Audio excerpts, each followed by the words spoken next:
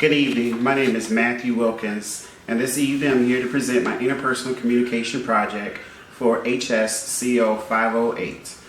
In this presentation, I will discuss my defining arching goals, my personal background, and I will identify my personal behavior blend, both pros and cons. I will address my communication barriers, the effects of my communication barriers, and then we'll go on and develop an action plan to tackle on those barriers, followed by a conclusion. What is interpersonal communication? It is the type of communication that happens when people involved talk and listen in ways that maximize the presence of the personal. In-depth communication involves active involvement in listening and the talking process, development of unique response, the use of reflective engagement, and address speech or aim speech, which involves required input. So my defined arching goal is to announce my position within a conversation without being overpowering or withholding while establishing self-confidence. A little bit about my personal background. Here we have a picture of my family. And I was born in Richmond, Virginia in 1985. I'm the fifth of 6 children. Usually people classify the fifth child or the middle child as people pleasers, somewhat rebellious, which I was not.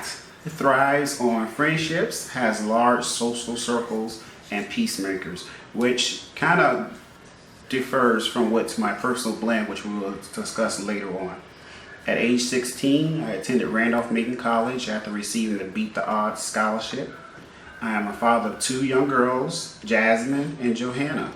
My professional background, I served in the military from 2006 to 2009, after in which I was diagnosed with narcolepsy, prior to which I spent 10 years in the areas of childcare and mentoring.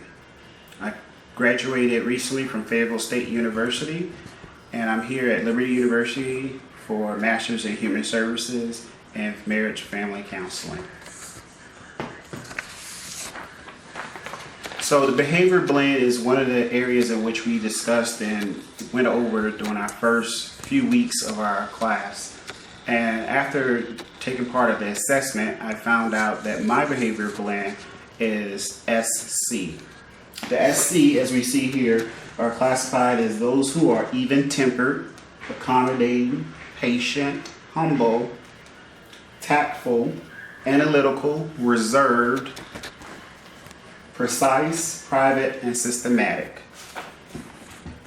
More so, as we went throughout the assessment, we found out that they are people-oriented, easygoing, kind, nice, caring, cautious, calculating, task-oriented, and patient. These are some of the great traits of being an SC. However, more often than not, SC personalities find themselves being taken advantage of because of these qualities. Again, the negative side of being an SC is that they are non-assertive, shy, struggle with a poor self-image, and a little too reserved at times when we need to be more outspoken. Let's discuss some of my communication barriers, and some of these are which affects most people who find themselves within the SC personality blend. We have a problem with openness, self-disclosure, allowing others to get to know us, and failure to recognize possible healthy relationships. The strategic self-preservation, or presentation should I say, and self-verification. One of our books from Stewart talks about openness, and I relate this to some of my problems with communication when I was going through the bereavement process. Before I talk about the openness aspect, in 2012 I lost my daughter and found it very hard to relate to other people who deal with the same issue, and also finding it a hard time to be able to openly communicate with others and finding my path during that hard struggle of the grief. I learned that throughout this course, that one of the main problems was that I failed to be open and self-disclose my personal opinions and my feelings about the situation that happened. So let's go back to Stewart. Stewart tells us that if you cannot reveal yourself, you cannot be close to others, and you cannot be valued by others for who you are. So going through the bereavement process, it would have been helpful if I was able to open up, tell people how I felt, and position myself in an area in which others saw me as important to the situation. Part of openness and communication is being able to validate and being self-aware. Self-awareness and validation, listeners provide useful information about social reality.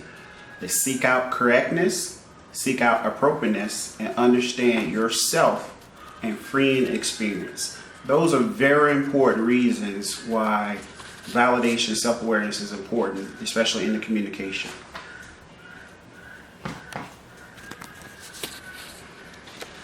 One of the areas, after doing a little bit more research about self-validation, I found out was that when positive thoughts dominate in response to a message, increasing confidence in those thoughts increase persuasion. But when negative thoughts dominate, increasing confidence decreases persuasion. Confidence in thoughts foster high amounts of information processing activity. So we can tell by this statement that if you are confident, you're more likely to be able to communicate effectively through self-validation. So what are some of the tips or advice for those who are SC members or SC personality blends? I would suggest, as others have as well, that you embrace public speaking opportunities. Instead of sitting down on the side waiting for somebody else to stand up and speak, go ahead and take the stand and have your position be known and heard to others. Take charge in group settings. That also reflects back onto public speaking. So if you're in a classroom, it's good to raise your hand and let others know your voice, your opinions about a situation. This goes not only in the classroom, but if you're in a business world, also at the boardroom, etc.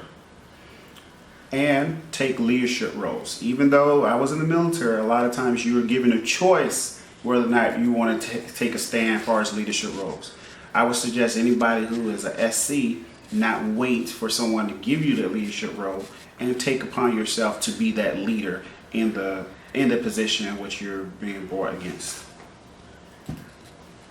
So my action plan is to practice being more assertive, letting my voice be heard, be more open with others, letting them know how I feel about a certain position, and communicating effectively back and forth through positive listening and talking skills, which we learn throughout this course. Allow my voice to be heard, as I said before. Take charge. Oftentimes I'll wait for someone else to take a stand for my position. Taking charge is the best way for me to overcome shyness and other problems of communication barriers that I face. Another thing is that I must be able to listen more to nonverbal cues and reduce fatigue. As I mentioned before, I was diagnosed with narcolepsy while in the military. So one of the communication barriers that I face is fatigue, something I cannot on my own help. However, we all know that if you're tired and exhausted, your communication with other people are lacking and you're less likely to hear everything that you need to hear within a conversation. So part of my action plan is to address the fatigue issue which I face. In conclusion, I would like to say to engage in the art of communication, self-validation, and self-actualization. Thank you and have a good evening.